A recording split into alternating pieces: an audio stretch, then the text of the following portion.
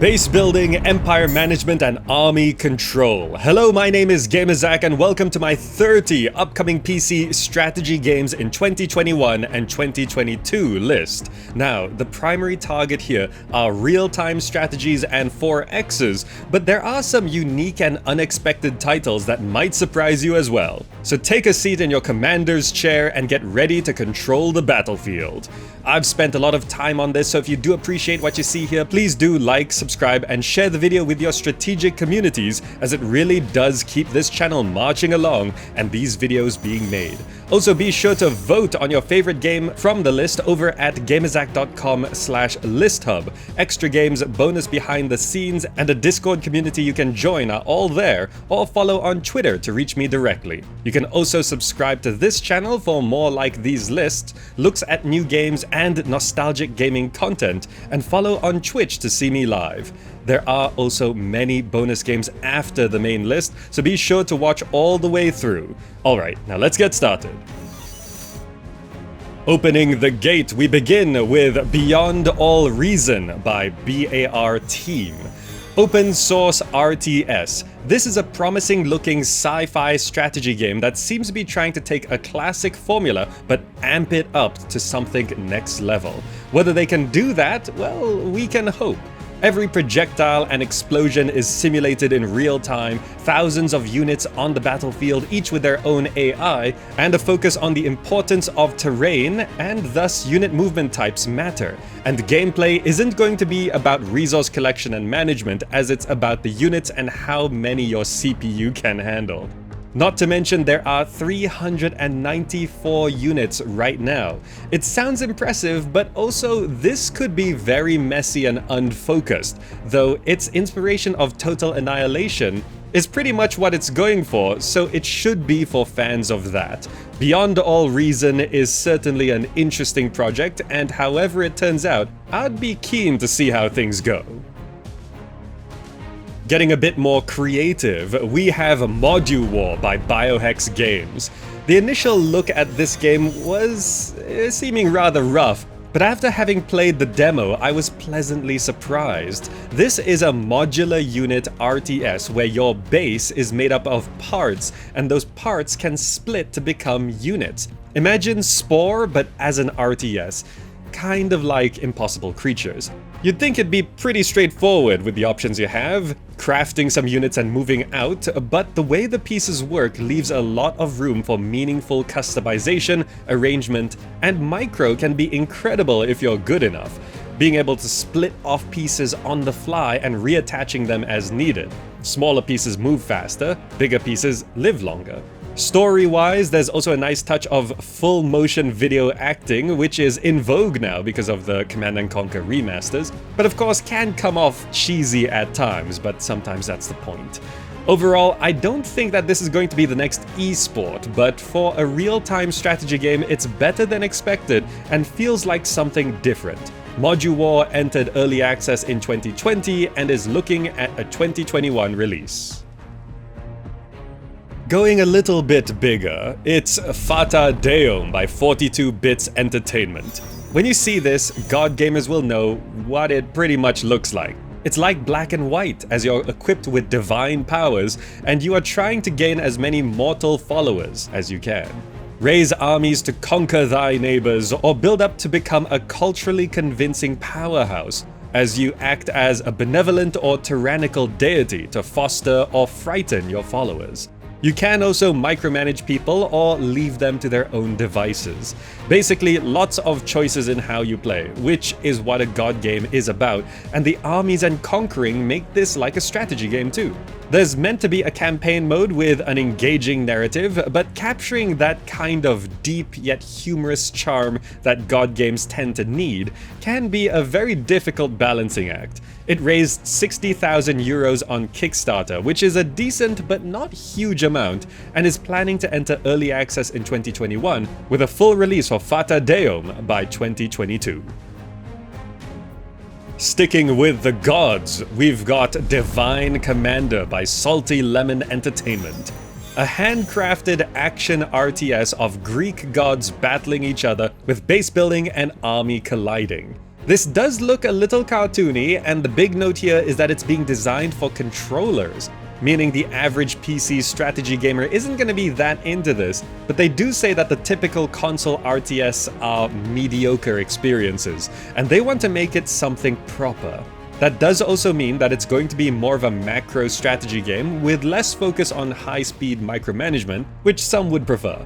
And it is still a strategy game on the PC, and if they do design the controls well enough, Divine Commander could offer something a little bit different, and it's not like it's the first RTS that's designed for controllers anyway. Continuing with the RTSs, Liquidation by Kiwi Brothers Studio. Set in a universe of dark fantasy and science fiction, single-player and multiplayer gameplay with a campaign, 4 factions, base building, unit inventories, ranked matches, and a deity avatar that you customize and send into battle. Sounds like a cool premise, but really not much has actually been shown off. Though I have had a look at the demo, and the unit control feels decent and it's got a good foundation. Overall, it's got a lot of potential, with a bit of a cartoony visual style reminiscent of Warcraft 3, but kind of going back into Warhammer 40k vibes as well. And a gameplay trailer is promised to be released soon, so if you like the outline of what it looks like right now, then check back in with Liquidation a little bit later when there'll be more information. Next we have Amber Chronicles of Lhür by Fire Ember Games.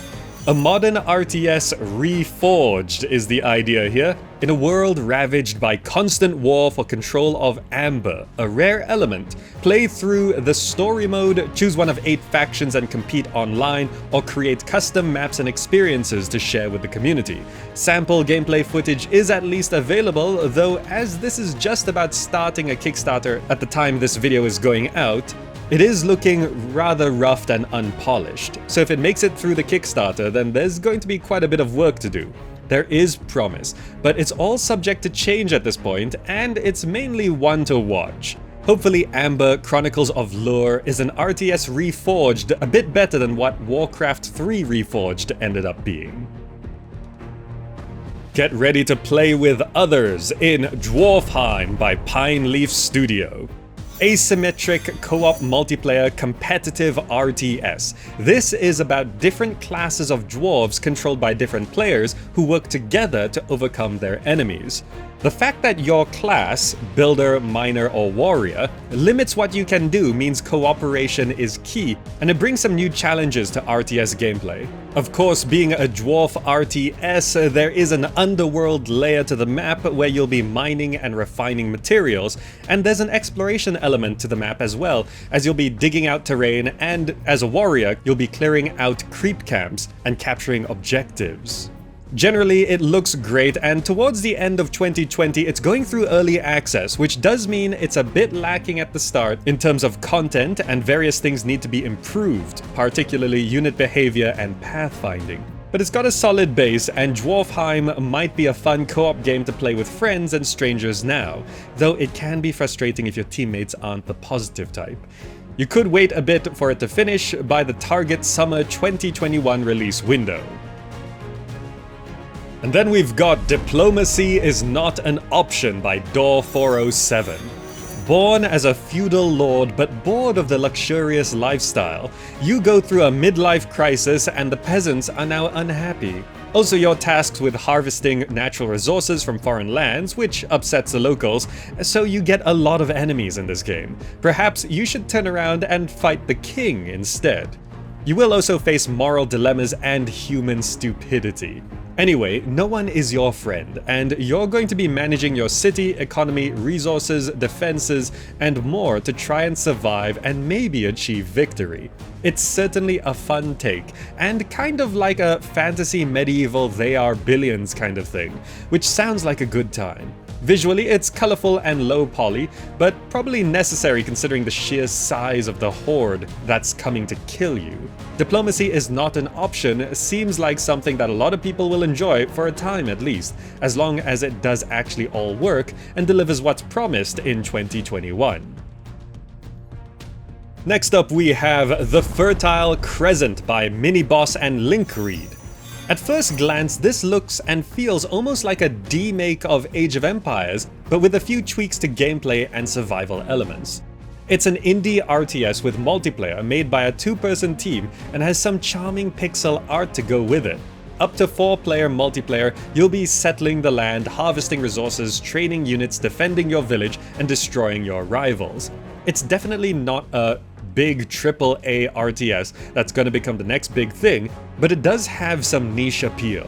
You can try it for free, and the download is readily available, but it's still working on a lot of features, and development can only go so fast considering the indie nature of it. Still, I think the Fertile Crescent is worth mentioning here, as just the idea of a D-made Age of Empires already will pique some people's interests. Next up, we've got Trollskog by Andreas Carlson. An open-world builder strategy game that's about setting up economics and building up a force for tactical battles. Explore a world inspired by Swedish folklore filled with friendly and hostile NPCs, quests to complete, resources to harvest, and you can do things using diplomacy or by force. It's been on Steam in early access with mixed reviews since 2019. So it is clearly unfinished and needing a lot of work, but there has also been significant progress through 2020 as it works towards better pathfinding, smarter AI, and more content going towards version 0.9. From there, the idea is to implement multiplayer and head into a 1.0 release, meaning if progress continues as it has been, there's a chance Trollskog can actually complete within the next year or so. Then for something a little bit weird in terms of controls, it's Touch Type Tail by Pumpernickel Studio. Imagine Typing of the Dead, but it's a medieval real-time strategy and there aren't any zombies. Yeah, this might be a weird idea, but how you control a game doesn't necessarily change its genre, and this is a unique entry to the list that could be great for a niche audience. The throne is left unclaimed and barbarians are at the gates, and an unlikely hero is needed. Expect a story-rich campaign, competitive multiplayer, and lots of typing, as gameplay isn't about micromanagement or grand strategy, but it tests your skills in a different way. Initially meaning to release in 2020, it's not hitting that goal, and is jotting in a tentative 2021 release window now. As long as development isn't touch and go, Touch Type Tail can actually be fully typed out by then. For something that's been changing over the years, it's The First Men by Gathering Tree. What looks kind of like a Don't Starve survival base building strategy game with genetics. This certainly isn't your expected kind of game in a strategy list, and what this game exactly is has been shifting somewhat through its development. Start by designing your first 2 people with traits and abilities, develop your base to provide for your people, explore a storybook fantasy world with creatures, quests, and civilizations to discover, and battle in a real-time with pause combat system. A map editor along with Steam Workshop support are also promised, so new stories and adventures can be crafted by the community.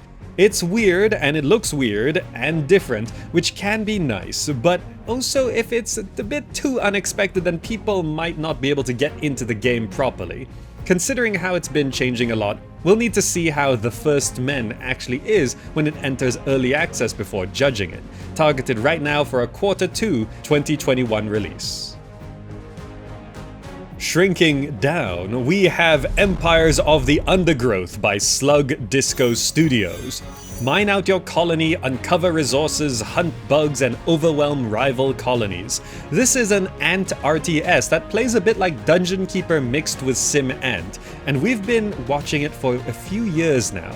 You control different ant species through your colony, and it has a single-player story campaign that involves scientists messing with ants. Having played some of it, it's a really solid experience. It's just not done, and it's taking a long time to get through development. It entered early access on Steam in 2017, and has really positive reviews, and a smaller but still stable player base. Initially planning to finish around the end of 2020, I think it's still got a ways to go. But Empires of the Undergrowth is worth checking out and might actually surprise you.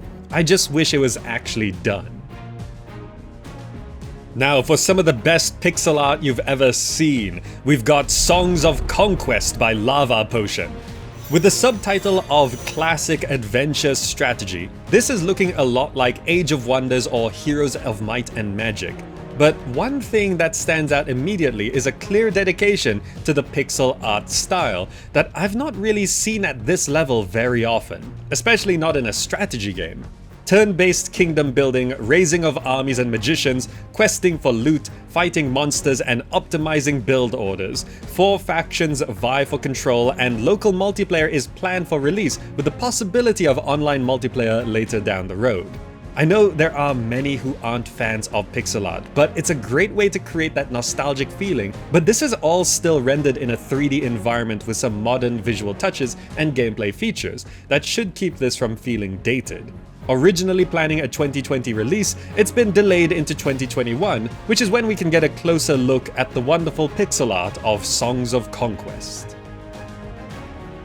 And then we have space strategy games, which are generally inspired by Master of Orion and Homeworld, starting with Falling Frontier by Stutter Fox Studios.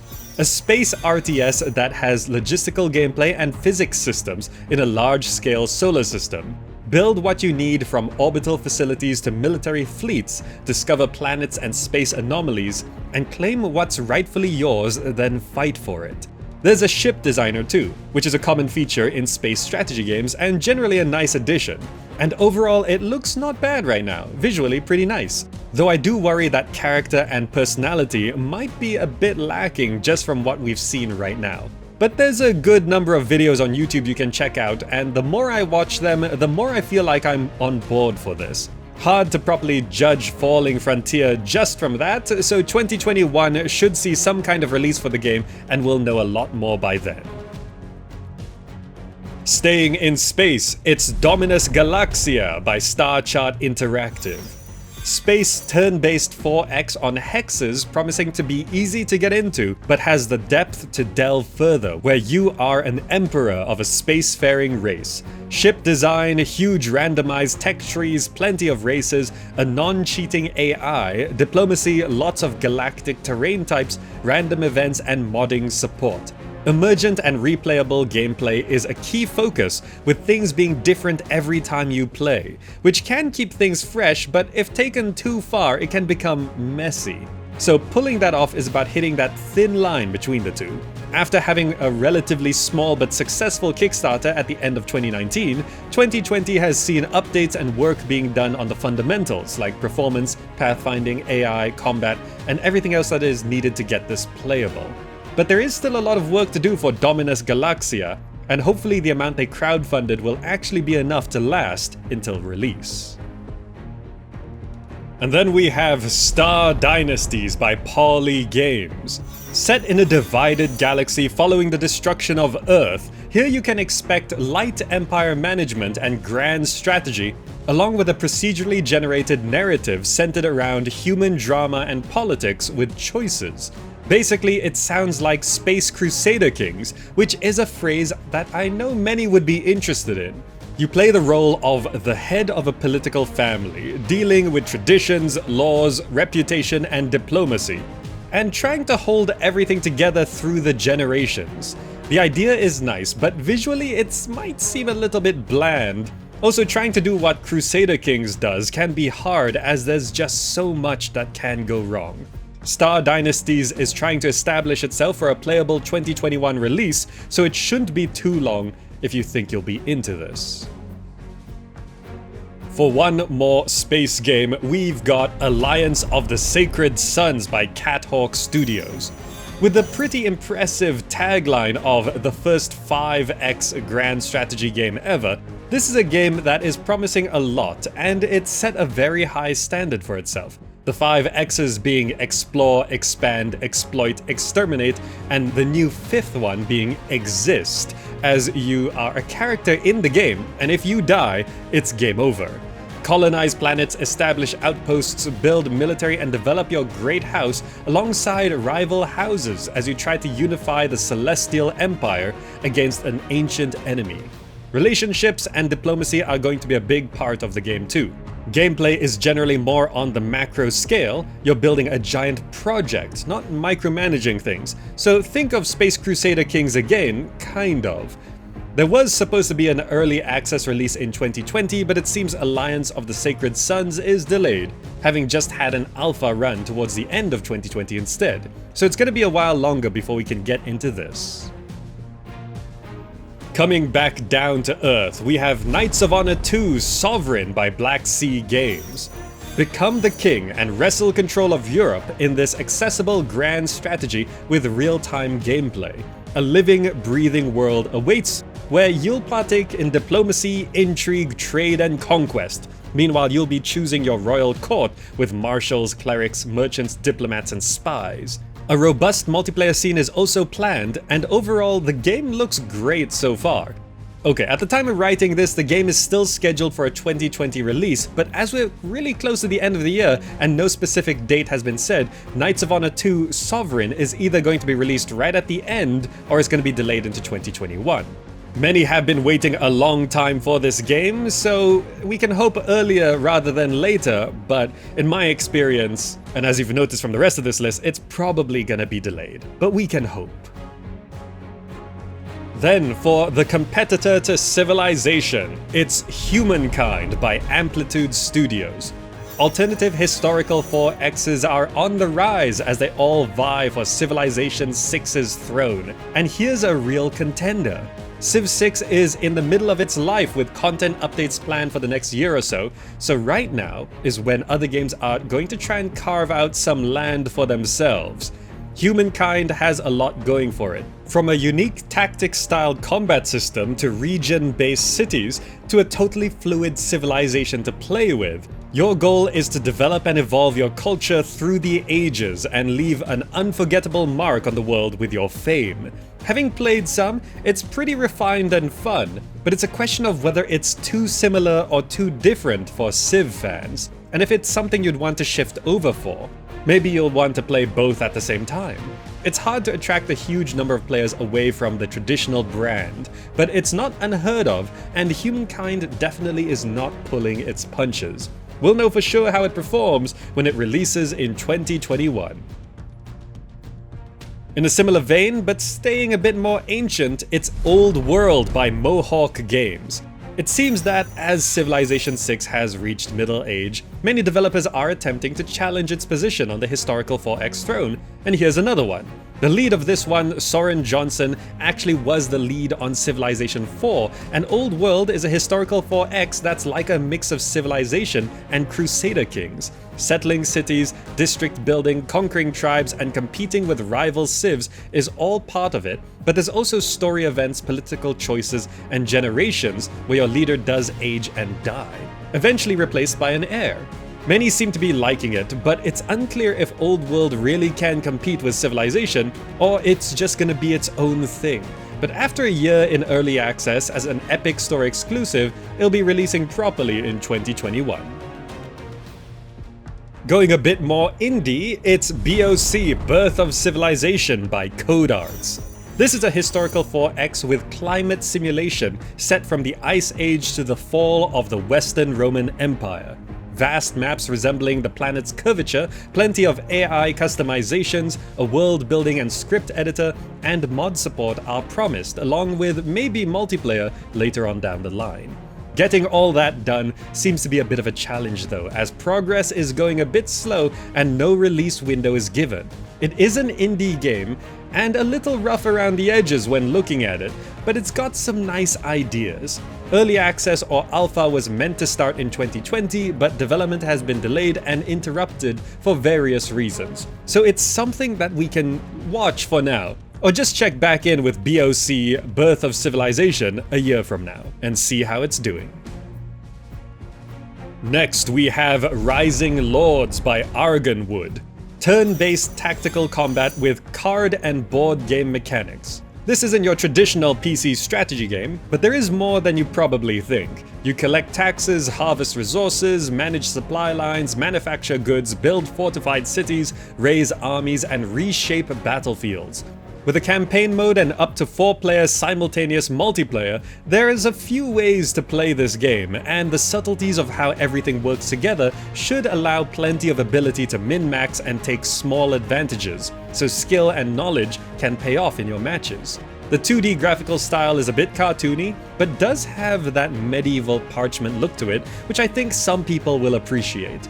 I do know that board game and card mechanics aren't everyone's favorite though. But you know, if you're okay with it, then this might be something. Rising Lords is in early access right now with few but mostly positive reviews, so you can play now and the intended release window is sometime in 2021.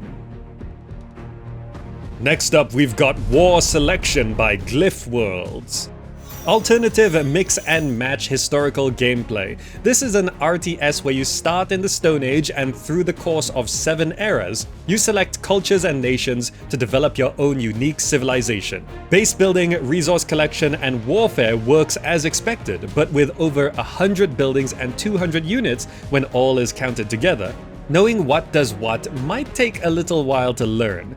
You can play various game modes too, including survival, free-for-all, ranked matches, and even an Armageddon mode. Having entered early access in late 2019, it's received many very positive reviews and has a decent concurrent player base on Steam, which for newer RTSs is a massive achievement already, and it means there is a multiplayer scene. Overall, it looks good and you won't be alone jumping in now. War Selection is continuing refinement of gameplay and will be done with early access once the story mode campaign is done, which doesn't have a specific release date of when that will be. Then for a game that's been seeming very far from release for a while now, it's Lords and Peasants by Inverted Cat Games. Medieval real-time strategy with town building from a small village into a prosperous city. Rule over peasants to harvest resources, forge alliances, and recruit an army to conquer land and establish your kingdom. Multiplayer is also supposed to support up to 16 players in a single game, so matches and maps are big and procedurally generated, not to mention NPC villages and bandit camps. Every peasant is also simulated with age, traits, and professions. Good news is that a new video showing off gameplay in its current state was released and it looks not bad, visually and gameplay-wise. It's just that this has been an upcoming project for a long time now. There's no telling when it will finish, and it could be years. Could be nice, but hard to get too excited for Lords and Peasants when it's been a few years already and it's still working through pre-alpha. Then for the latest in a series that's had its ups and downs, Stronghold Warlords by Firefly Studios. Going to East Asia, the Stronghold series is taking castle building and resource management to a whole new setting. When first revealed, there were concerns about gameplay and the visual style. Many of course worried, considering the up and down reputation the Stronghold series has had over the years, where some games have been absolute classics while others made less of a mark. And the visual style seemed very colorful at the start, which some liked but others felt it was making the game look too mobile. Since the reveal, graphics have been improved and gameplay has been shown off through demos, and it feels like it's trying to be a bit more like the older games, but with the new Warlords mechanic. That's about politics on a territory-based map for some light grand strategy. Opinions of the game still are mixed, and it's hard to tell how everyone will react when it releases. Unfortunately, the intended 2020 release date was not able to be met because of circumstances, so the new January 2021 release date should give Firefly enough time to bring their vision to life for Stronghold Warlords. And then for a game that, if you are holding your breath for this, I'd stop, it's The Settlers by Blue Byte. A game that was planning to have released by now, a while ago even. The new Settlers game has been plagued by development troubles and is now delayed indefinitely, with pre-orders refunded. Considering it's because they were running playtests and the delay is based on feedback, it's reasonable to assume that the game is still in development. But I suppose reception wasn't all that great and they'll be overhauling a bunch of things for now. My guess is at best we get more news in 2021 with a possible late 2021 release, but I wouldn't be surprised if it's pushed further into 2022, or maybe they'll just cancel the whole thing if they can't fix the issues. It might have difficulty maintaining interest and may not look and feel current considering a 2 to 3 year delay from the original release window. Not to mention, it's now so far out from the hype built by the History Collection's release, there's no momentum. Either way, I'd probably forget about the Settlers for now and check in again when more news crops up. Now, for an indie game that came out of nowhere and took the internet by storm, it's Manor Lords by Slavic Magic. A first glance will instantly make you focus on the realistic and honestly beautiful visuals for this one. That alone might be enough to get you into it, but gameplay is a mix of strategic, military, and organic city building, all by an indie developer. City building will be inspired by real medieval towns, influencing trade routes and being influenced by terrain. Resources will need to be managed in a historically realistic fashion with plowing of fields and blooming of iron. And battles will be large-scale with unit formations, morale, fatigue, fortifications, and siege. Weather will also have an effect, which itself is ever-changing with the seasons. They're even doing things like motion capture and photogrammetry. We've had an early look at Manor Lords, and we can keep an eye on it into 2021 to see if all these parts come together into something special, and it's not just all eye candy. But it's going to release into early access, and a full release is going to be some ways out. But personally, I'm gonna be keeping an eye on this one. Now, after years of definitive editions releasing, we get to the new title of Age of Empires 4 by Relic Entertainment. The next Age game is on the way, and it raised a lot of questions and concerns when it was first revealed. Set in similar ages to Age of Empires 2, many were wondering why not a new age, and if it would be too similar to the existing game. Expect castles, knights, trebuchets, and naval warfare among the building, resource management, and technology researching, as is traditional to an RTS.